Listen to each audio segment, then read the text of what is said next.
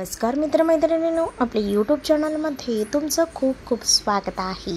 चला तर मग आजच्या आपल्या पुढच्या भागाला सुरुवात करूया.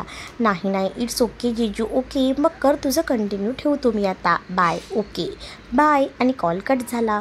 मीरासोबत बोलणं झालं नाही म्हणून नाराज झालेला रुद्र काहीसा नाखुशच होता. व्हिडिओ पाहिल्यापासून नकळत वीरलाच भेटायचे वेध त्याला लागले होते. शेवटी मनाची समजूत घालून रुद्रने कामाकडे लक्ष दिलं आणि तो कामात गुंतला. इकडे रश्मीने कॉलेज सुटल्यावर मोबाईल चेक केला तर अक्षयने पाठवलेला व्हिडिओ तिला दिसला. तिने लागलीच ओपन करून पाहिला आणि ती शॉक झाली. वीरचा पहिल्यांदाच पालतं पडलेला व्हिडिओ पाहून ती खूप जास्त खुश झाली.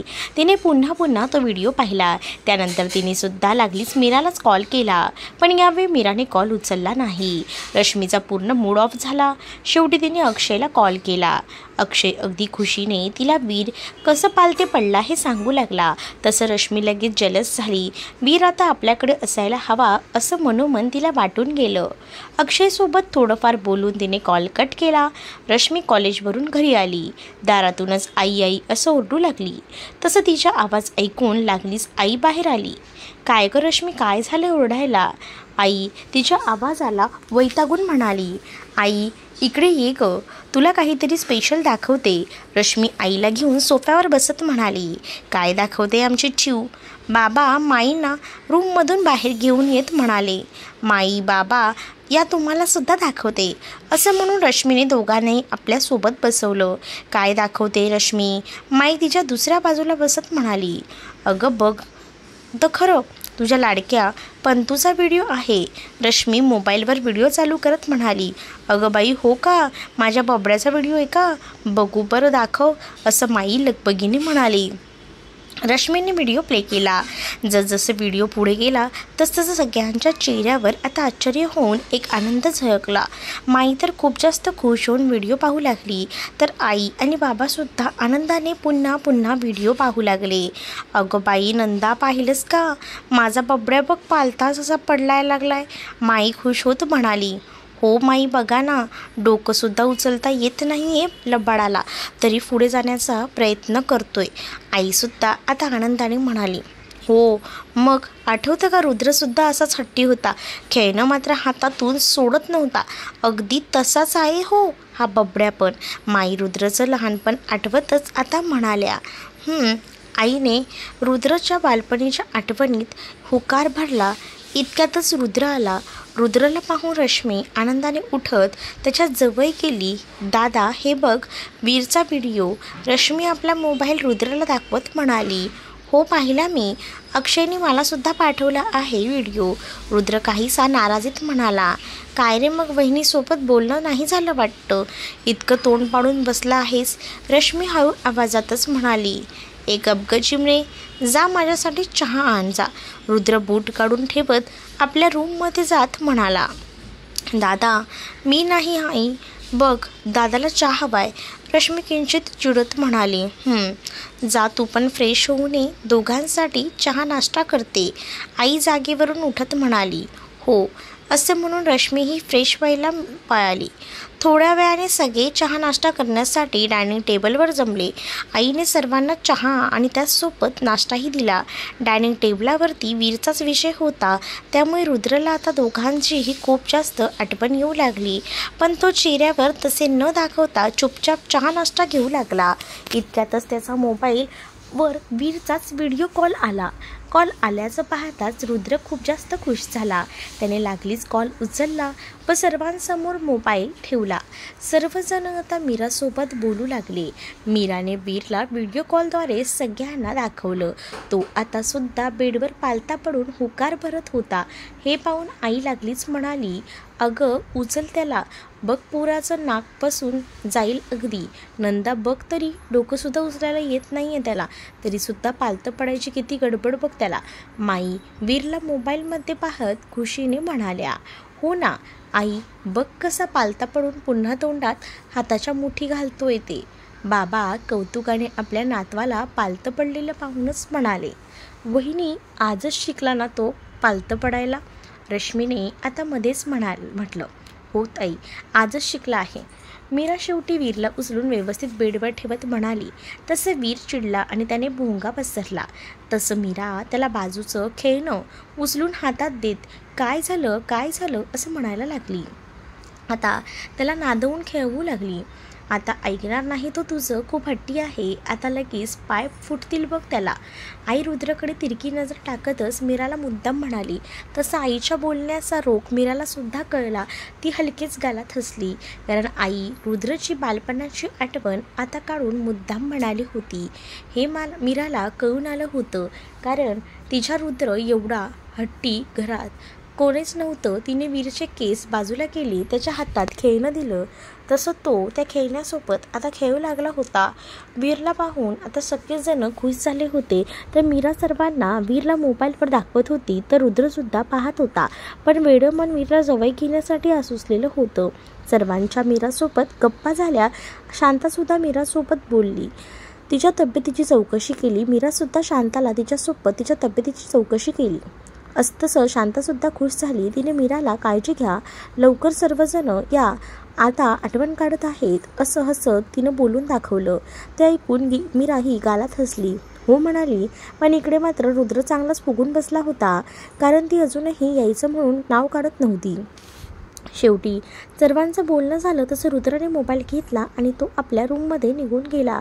रूममध्ये जाऊन फक्त मीरा आणि वीरला पाहत बसला, तर तो काहीच बोलत नाही. हे पाहून त्याच्या मनाची अवस्था मीराला कळून आली होती. हलकेच गालात हसत आता मुद्दाम म्हणाली, अहो काहीच बोलणार नाही आहात का? असे शांत का झाला आहात? हट्टी रुद्र आता काही बोलणार नाही हे तिला माहिती होतं, म्हणूनच तिनेच बोलायला सुरुवात केली. त्याने फक्त होकार भरला, पण लक्ष मात्र अजूनही दोघांच्याकडे होतं. तो मन भरून दोघांना पाहत होता. अहो बोला ना काहीतरी, ती पुन्हा काळजीने म्हणाली. कसे आहात दोघेही? तब्येत कशी आहे? आता शेवटी तिची काळजी दूर करत तो म्हणाला, कारण तो बोलल्याशिवाय तिलाही चैन पडणार नव्हतं हे तिला माहिती होतं. दोघेही मस्त ठीक आहोत, तुम्ही कसे आहात? मीरा खुश होऊन वीरला आपल्याजवळ घेत मोबाईलमध्ये पाहत म्हणाली. तेवढ्यातच आता वीरचं लक्ष सुद्धा मोबाईलकडे गेलं. समोर रुद्रला पाहून तो खुश झाला.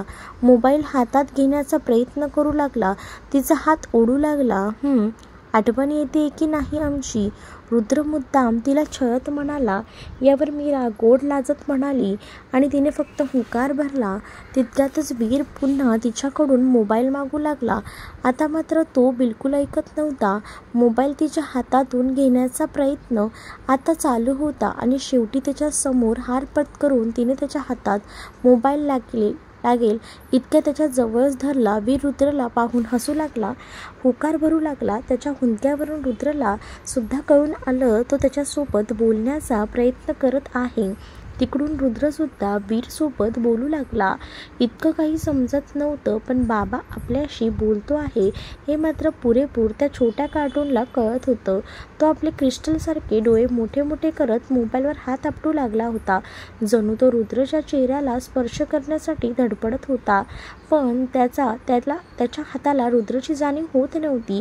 हे पाहून थोड्या वेळाने वीरची चिडचिड होऊ लागली. तो वैतागून जोरातच आता मोबाईलवर हात आपटू लागला.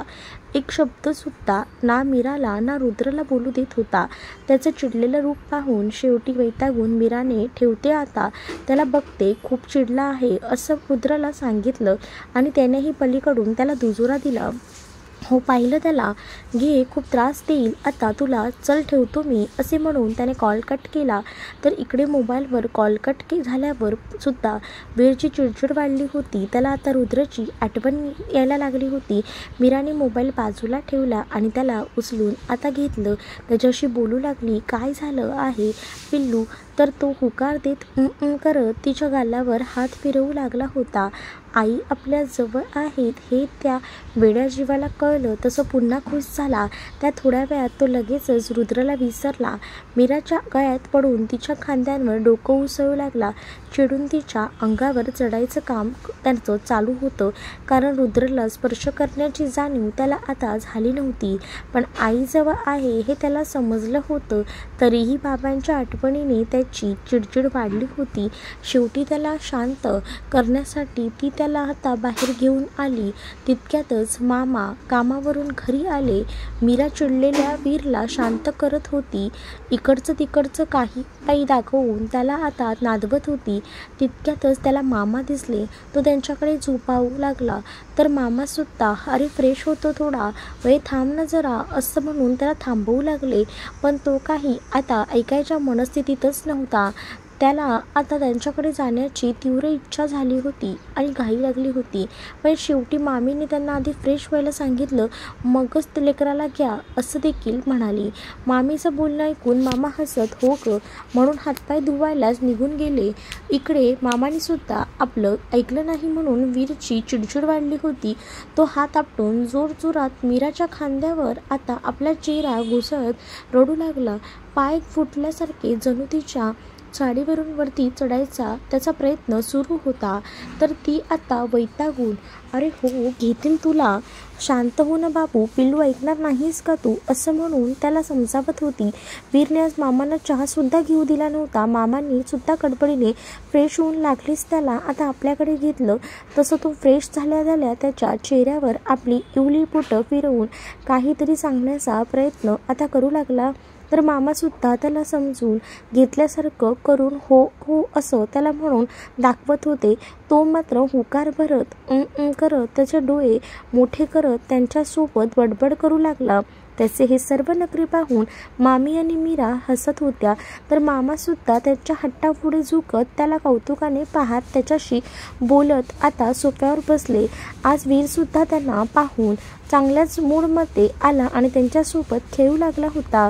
तर तुम्हाला हा भाग कसा वाटला हे नक्कीच मला कमेंटमध्ये सांगा आणि अशाच नवनवीन भागांसाठी चॅनलला सबस्क्राईब करा.